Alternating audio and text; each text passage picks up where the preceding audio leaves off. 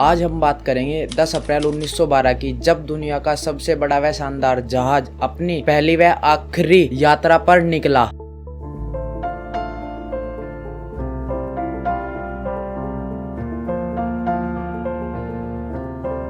यह कहानी सिर्फ एक जहाज की नहीं बल्कि मानवीय द्वारा की गई गलतियों, अति आत्मविश्वास, एक दुखद और विनाशकारी घटना जिसने पूरी दुनिया को हिलाकर रख दिया।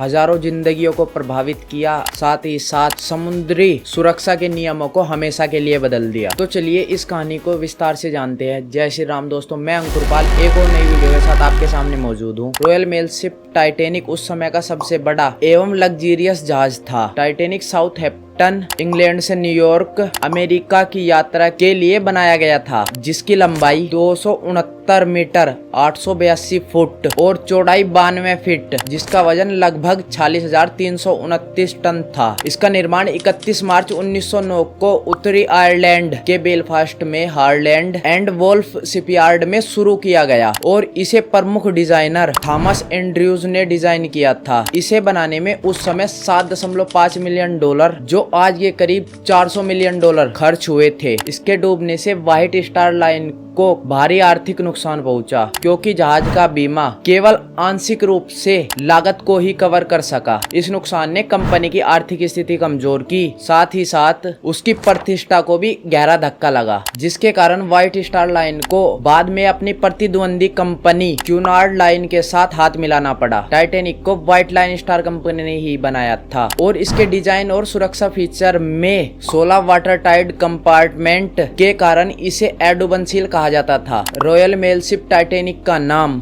ग्रीक पौराणिक कथाओं के टाइटन से प्रेरित था, जो विशालता और ताकत के प्रतीक थे। टाइटैनिक में प्रथम श्रेणी में बड़े उद्योगपति जैसे जॉन जेकब स्टोर, बेंजामिन गुगुनाहिम और मैसिस डिपार्टमेंट स्टोर के सहमालिक इसाडोर स्टार्स और उनकी पत्नी इडा भी शामिल थी। प्रथम श्रेणी में तुर्की स्नान घर, स्विमिंग पूल, जिम और स्क्वेयर कोर्ट जैसी सुविधाएं उपलब्ध थी। मध्य वर्ग में व्यापारी और पेशेवर लोग बैठे थे। वही तृतीय श्रेणी में वे लोग थे जो अमेरिका में नई जिंदगी की उम्मीद में जा रहे थे। तृतीय श्रेणी की सुविधाएं भी अन्य जहाजों के मुकाबले बेहतर थी, जिसमें छोटे लेकिन आरामदायक कैबिन थे। कैप्टन एडवर्ड जॉन स्मिथ, जिनके पास 40 साल का समुद्री अनुभव था, स्मिथ को मिलीनियर कैप्टन भी कहा जाता था, वो ही इस जहाज की कमाल संभाल रहे थे। साउथहैम्पटन से जहाज को बंदरगाह के बाहर ले जाने के लिए हार्बर पायलट जॉर्ज बाउयर को नियुक्त किया गया था, जिन्हें जहाज को बंदरगाह से निकालने के बाद हटा दिया गया और फिर कप्तान स्मिथ ने कमान संभाली। जहाज में डबल बॉटम हॉल और 16 वाटर कंपार्टमेंट थे, जिन्हें इलेक्ट्रिक दरवाजों से खोला व बंद किया जा सकता था। कहा जाता था कि 4 कंपार्टमेंट पानी से भरने के बाद भी जहाज नहीं डूबेगा। टाइटैनिक को बनाने में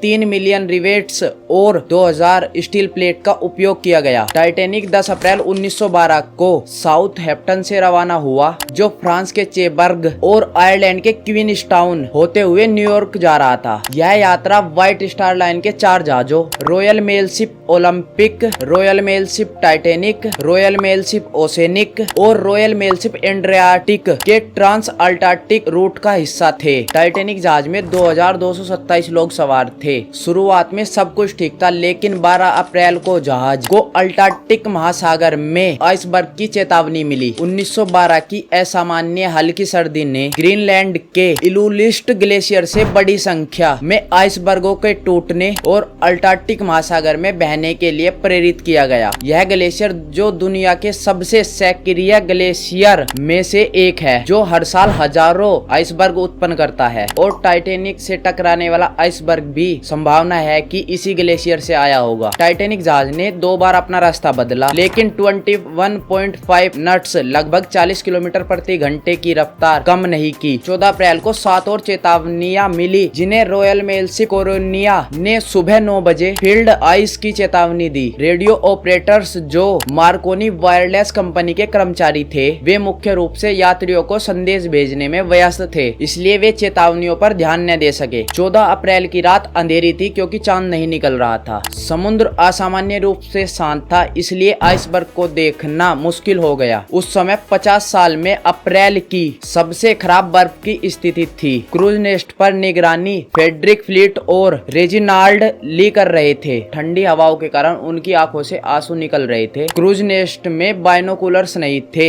सेकंड ऑफिसर डेविड ब्लेयर, जिन्हें यात्रा शुरू होने से पहले हटा दिया गया, वे गलती से लॉकर की चाबी अपने साथ ले गए जिसमें बाइनोकुलर्स रखे थे। रात 11:40 पर फ्रेडरिक फ्लीट ने सामने एक विशाल आइसबर्ग देखा। उसने तुरंत घंटी बजाई और चिल्लाया, आइसबर्ग सामने iceberg. First officer William Murdoch ने जहाज को बाई ओर मोड़ने और इंजन को बंद करने के आदेश दिए। स्टीयरिंग मैन रॉबर्ट हिचेस ने तुरंत स्टीयरिंग को बाई ओर मोड़ा, लेकिन टक्कर से बचने के लिए सिर्फ 37 सेकंड ही थे, जो जहाज को मोड़ने के लिए पर्याप्त नहीं थे। 11:40 पर टाइटैनिक 200 से 40 फीट लंबे लगभग 1.5 मिलियन टन वजनी आइसबर्ग से टकरा गया, जो ग्रीनलैंड से टूटकर आया होगा। ये आइसबर्ग इतना विशाल था कि इसने जहाज के स्टील के हल को आसानी से चीर दिया। यही टक्कर जहाज के डूबने का मुख्य कारण बनी, जिसने जहाज की बॉडी में 91 मीटर लंबा एक छेद कर दिया। हल के बीच के हिस्सों में ट्रिपल रिवेट्स थे, लेकिन प्रो और स्टर्न में डबल रिवेट्स थे, जो कमजोर थे और टक्कर में टूट गए। टक्कर के बाद कैप्टन स्मिथ और थॉमस एंड्रयूज ने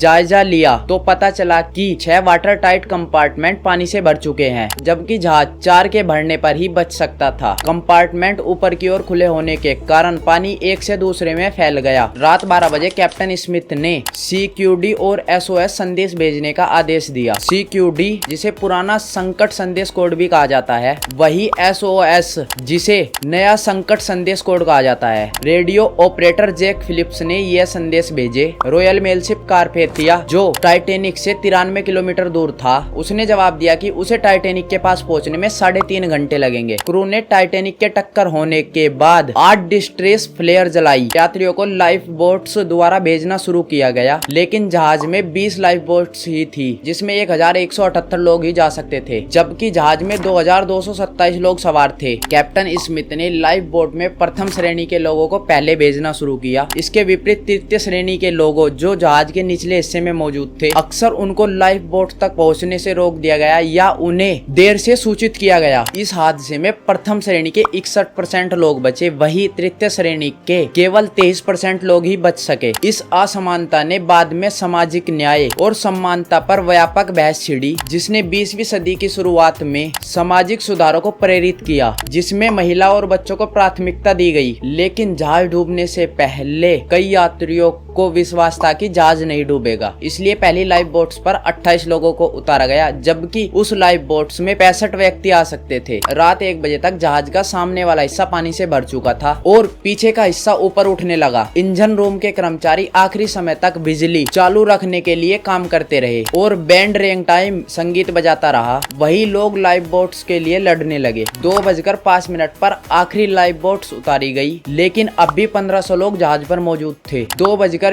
पर टाइटैनिक जहाज 2 हिस्सों में टूट गया और डूबने लगा। जो लोग लाइफ बोट्स में नहीं जा सके, या तो वे जहाज के साथ डूबे या 2 डिग्री ठंडे पानी में हाइपोथर्मिया से मर गए। टाइटैनिक के बेकर चार्ल्स जाफरी ने दावा किया कि वे ठंडे पानी में लंबे समय तक जीवित रहे और बाद में रेस्क्यू टीम द्वारा बचाए गए। स्टीम शिप कैलिफोर्निया, जो टाइटैनिक से 10-20 मील दूर थी, उसने भी टाइटैनिक को आइसबर्ग की चेतावनी दी थी, लेकिन रात 11 बजे उनके रेडियो ऑपरेटर ने रेडियो बंद कर दिया। टाइटैनिक के डिस्ट्रेस फ्लेयर को कैलिफोर्निया के क्रू ने देखा, लेकिन कैप्टन स्टेनली ने इन्हें उत्सव का हिस्सा माना और कोई कार्रवाई नहीं की। रॉयल मेल शिप कारपेथिया टाइटैनिक के पास 3:30 से 4 बजे के बीच पहुंचा और 705 से 712 लोगों की जान बचाई। इस हादसे में 1490 से 1517 लोग मारे गए, जिसमें कुल 330 शवों को बरामद किया गया। 150 यात्रियों की बॉडी को हेलीफैक्स कनाडा में दफनाया गया। इस हादसे में सबसे लंबे समय तक मिलिविना डीन बची, जो 1912 में महज 2 महीने की थी और वो 2009 तक जीवित रही। 1 सितंबर 1985 को रॉबर्ट बेलार्ड और Jean Louis Michel Titanic Canyon में 12,500 फीट की गहराई में टाइटैनिक का मलबा खोजा। यह खोज समुद्री पुरातत्व और